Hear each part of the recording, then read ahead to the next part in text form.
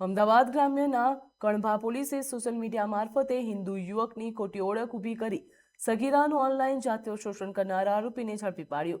જે આરોપીએ સનુ નામની ખોટી પ્રોફાઇલ બનાવી હતી અને સગીરા સાથે મિત્રતા કેળવી હતી.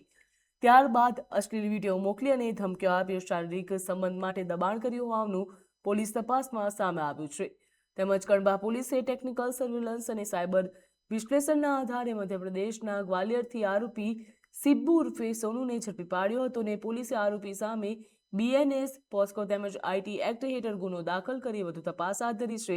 સોશિયલ મીડિયા ઉપર અજાણ્યા લોકો ઉપર વિશ્વાસ ન રાખવા અને કોઈપણ શંકાસ્પદ પ્રવૃત્તિની તાત્કાલિક પોલીસને જાણ કરવા અપીલ કરી.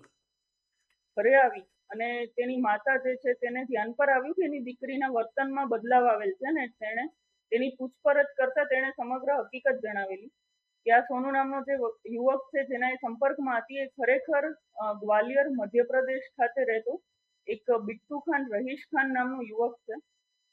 જેણે તેને હિન્દુ યુવક અને કુંવારો હોવાની ઓળખ આપેલી હતી અને આ સગીરાના સંપર્કમાં આવેલો અને ત્યારબાદ તેના જે વિડીયો કોલ્સ હતા તેના સ્ક્રીન રેકોર્ડિંગ કરીને તેના જે ઇન્સ્ટાગ્રામ અને જીમેલ એકાઉન્ટ છે એના આઈડી પાસવર્ડ મેળવીને જો તેની સાથે વાત ન કરે તો પછી તેને સોશિયલ મીડિયામાં બદનામ કરવાની ધમકી આપી બ્લેકમેલ કરતો હતો.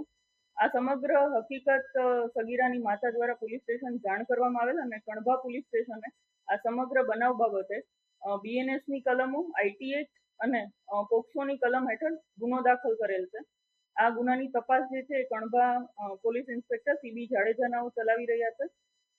જેવો આ ગુનો દાખલ થયો તરત જ માનનીય એસપી સરની સૂચનાથી ડિવિઝનની ટીમો જેમાં અસલાલી પોલીસ સ્ટેશનના પીએસઆઈ એજે સાધુ, એલસીબી અને કણભા પોલીસ સ્ટેશનની ટીમને તાત્કાલિક ટેકનિકલ અને હ્યુમન સોર્સિસથી આ જે આરોપી છે બિટ્ટુ ખાન રહીશ ખાન જે મૂળ ગ્વાલિયર મધ્યપ્રદેશનો રહેવાસી છે તેની ધરપકડ કરવામાં આવેલી છે અને હાલ આગળની તપાસ ચાલુમાં છે.